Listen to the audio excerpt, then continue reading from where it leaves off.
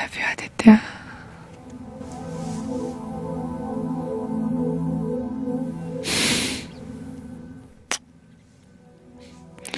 Shit, it's 4:30. पता नहीं अभी टैक्सी भी मिलेगी या नहीं। लेट 70s में परवीन के पास महेश भट्ट का साथ था, ढेर सारी फिल्में थी और भगवान ओशो रजनीश का साया भी, लेकिन फिर भी परवीन अपने आप को अकेला महसूस कर रही थी। हमेशा के लिए तो कुछ भी नहीं होता। हम दोनों हमसफर जरूर हैं, लेकिन हमारी मंजिल अलग है। I have to go. She was restless, frantic, and empty.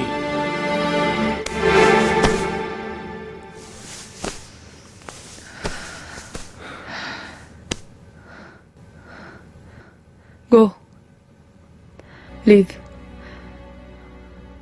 तुम्हारे जाने के बाद तुम्हारी कही हुई बातों पे गौर करूंगी। Persistent nightmares pointed to a disturbed state of mind.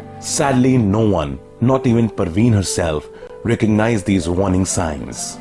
Because it was just the beginning of her sickness. एक दिन परवीन अपने मेकअप रूम में बैठी थी और उन्हें लगा कि अचानक उनके चेहरे का नूर गायब हो गया है।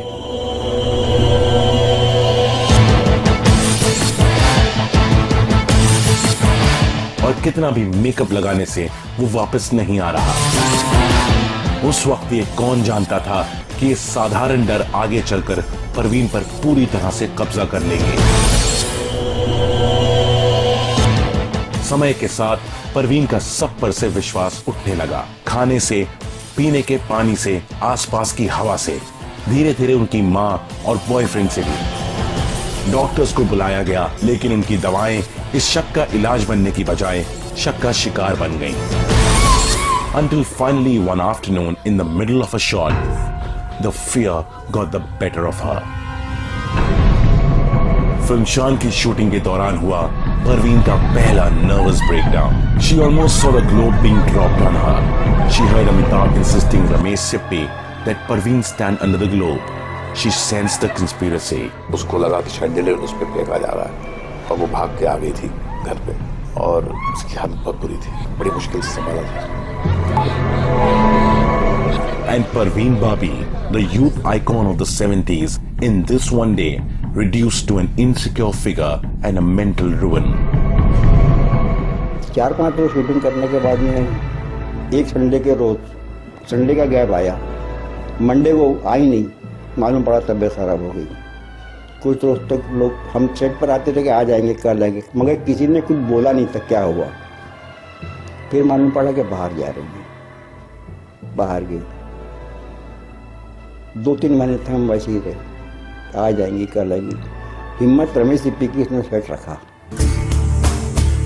स्पिरिचुअल गुरु यूजी कृष्णमूर्ति के बोलने पर परवीन ने फैसला किया कि वो कुछ महीने बॉम्बे से दूर रहेंगी, to have a complete change of scene. UG Parveen की आगे आने वाली जिंदगी में एक अहम भूमिका निभाने वाले थे। यूजी से परवीन की मुलाकात महेश के जरिए हुई थी। ये तीनों एक साथ काफी वक्त बिताया करते थे, यहाँ तक कि एक बार छुट्टियां बिताने तीनों स्विट्जरलैंड साथ भी गए थे। यही गहरी दोस्ती यूजी पर परवीन के बेइंतहा भरोसे की वजह थी। At this point in time, Yuji seemed like the only man who could help the devastated actress. Would Yuji be able to win the trust of a girl who trusted no one else in the whole wide world? To find out, keep watching Bollywood Case Files. She had come back into the industry with serious determination that she has to now prove to be a total professional.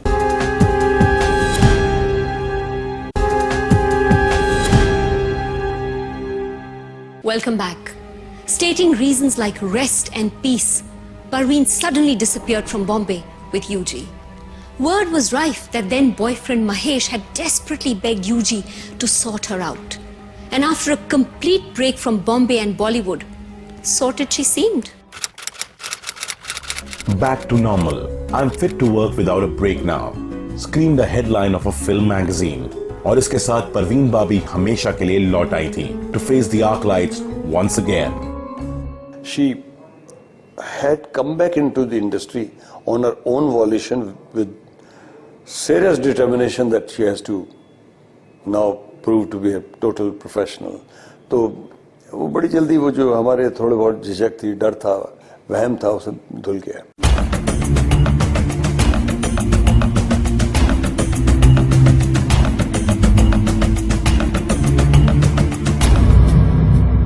This time, however, the pressure to get back to work had started to mount from the producer's side as well. उन्हें खोए वक्त की कमी पूरी करनी थी। Pressures का सामना करने के लिए परवीन ने रेगुलरली दवाएं ली, डॉक्टर्स को कंसल्ट किया और कुछ समय तक she put up a very good show.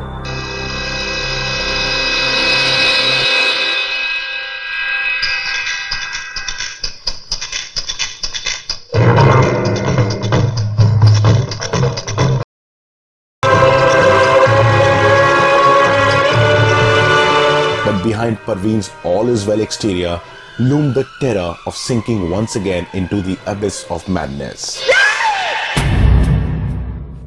UG ने जी तोड़ कोशिश की कि परवीन को बॉलीवुड की एम्बिशियस और इनसेंसिटिव दुनिया से बाहर निकाले, लेकिन धीरे धीरे परवीन का भरोसा उन पर से भी उठने लगा and she ignored all his warnings.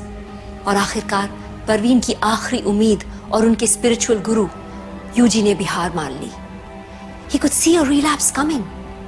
Sadly, Parveen could neither see it nor wanted to hear about it. It was boyfriend Mahesh who witnessed its very first fatal signs.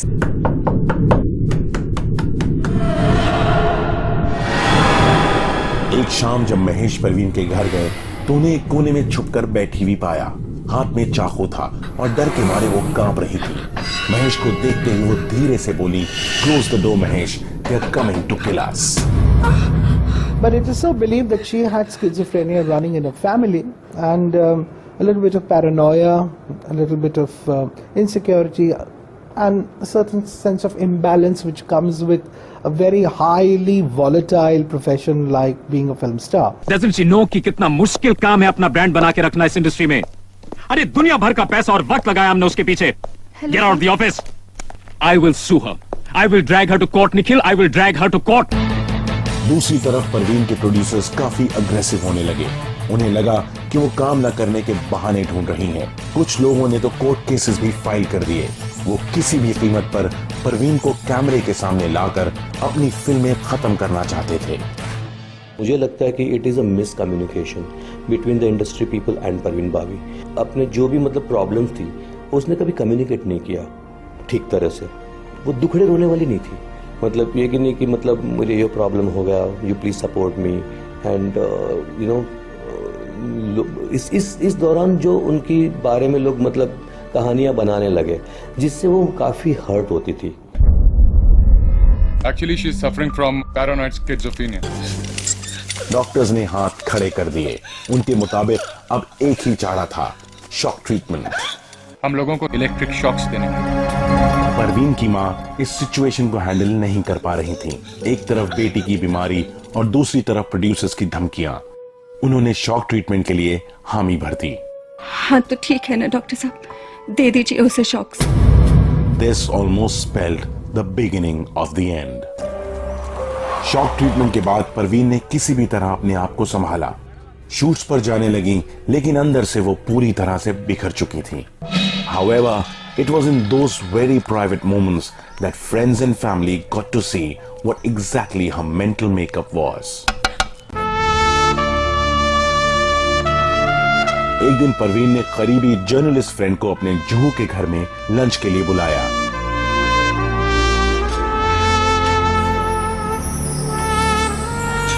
उसने अचानक अपना प्लेट अपनी फ्रेंड की तरफ बढ़ा दिया और उनको खाना चखने के लिए बोला। जर्नलिस्ट ने वैसा ही किया, लेकिन परवीन उनको अगले 5 मिनट तक बहुत ध्यान से देखती रही।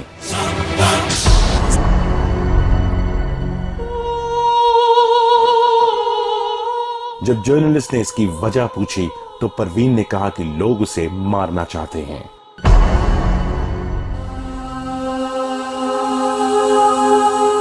Parveen Babi at the age of 26 was terrified of people.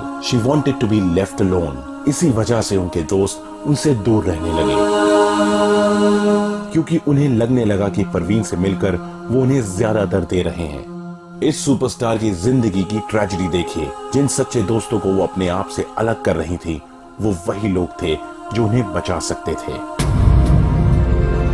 But Bollywood's most beautiful girl had zero luck at love and even lesser trust. हाँ, परवीन ने मुझसे कहा था कि जब कुछ रिश्तों से मैं जुड़ी थी तब उनके साथ में बदसलूकी की गई थी, और उनमें से एक जो विविडली मुझे याद है, वो एक शख्स थे जो सेक्सुअली ह्यूमिलिएट करते थे उनको. She gained a lot as a star, but she did not gain anything in the land where she was searching. हालांकि बॉयफ्रेंड महेश ने परवीन के बुरे वक्त में उनका पूरा साथ दिया, लेकिन उन्हें इस बात का अंदाजा भी नहीं था कि उन्हें परवीन के आने वाले सबसे जानलेवा ब्रेकडाउन के लिए जिम्मेदार ठहराया जाएगा. Something from which she would never really recover. But all this and more when Bollywood Case Files returns after this short break. कुछ सेल्फ प्रोक्लेम जर्नलिस्ट ने ये कहा था कि ये अर्थ की Welcome back to the fascinating and fearsome world of Parveen Babi, the girl who romanced the nation in the 70s and 80s.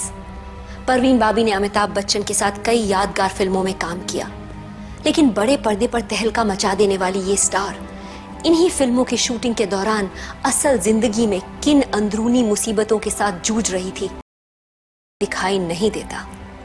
ये बात कुछ करीबी लोग जानते हैं कि परवीन एक लड़ाई लड़ रही थी. दुश्मन का नाम था स्किज़ोफ्रेनिया. इसी बीच 1982 में परवीन की एक और जबरदस्त फिल्म रिलीज हुई. नाम था नमक हलाल. जवान जानिया हसीना दिलरुबा मिले तो दिल जवान निसार हो गया. शिकारी खुद यहाँ शिकार हो गया. ये क्या सितम हुआ, ये क्या जुल्म हुआ, ये क्या गजब हुआ, ये कैसे कब हुआ, न जानू मैं न जाने वो. भले ही परवीन को शशि कपूर के ऑपोजिट कास्ट किया गया हो, लेकिन परवीन ने अपनी परफॉर्मेंस से ऑडियंसेस का दिल जीत लिया. लेकिन फिल्म की शूटिंग के दौरान परवीन अपनी को स्टार स्मिता पाटिल को बिल्कुल भी पसंद नहीं करती थी. उन्हें ये बात हीरो अमिताभ के ऑपोजिट कास्ट किया गया. According to reports, as much as Parveen had tried to keep in check her feelings for him, deep inside she had never got over him. I think she was an eternal romantic in that sense, despite being in this pretty hard, cold industry. So I think she had allowed herself to flip once again. Probably she did not fathom correctly. This is all make-believe at all given point in time. I think Parveen, despite having spent a lot of years in this business, had not completely embraced herself with the shields and things which could have kept her out of the harm's way, so to say, you know. Smita के साथ नाराजगी का एक और कारण था. परवीन को यह भी खबर थी कि उसी वक्त स्मिता पाटिल महेश भट्ट की सेमी ऑटोबायोग्राफिकल फिल्म अर्थ में परवीन बाबी का किरदार निभा रही थी.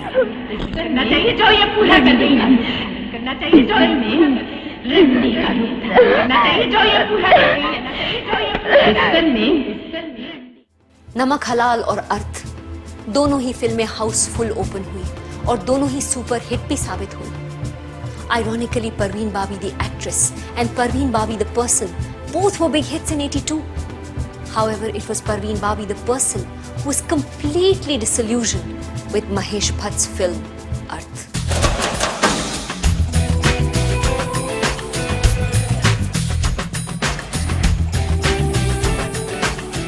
कुछ सेल्फ प्रोक्लेम जर्नलिस्ट ने ये कहा था कि ये अर्थ की वजह से ये पागल हो गई है, जो बिल्कुल झूठ था. परवीन को कोई शिकायत नहीं थी मेरी फिल्म से. वो तो पसंद करती थी मेरा अंदाज जीने का. अगर किसी औरत को मेरे अंदाज जीने का अंदाज पसंद था, उसको पसंद था. वही तो वजह थी जिसकी वजह से वो मेरे तरफ पीछे चली आई कि एक ऐसा व्यक्ति जो अपनी चाल चलता है. Whatever the nature of Parveen Babi and Mahesh Bhatt's relationship was, Arth reportedly managed to push Parveen over the edge. Professional front पर भी परवीन ने अपने करियर को लंबा खींचने की नाकामयाब कोशिश की. वो फैग एंड तक पहुंच चुकी थी. अगर इस वक्त उन्हें कुछ एक्साइट कर रहा था तो वो था एक great world tour with none other than Amitabh Bachchan.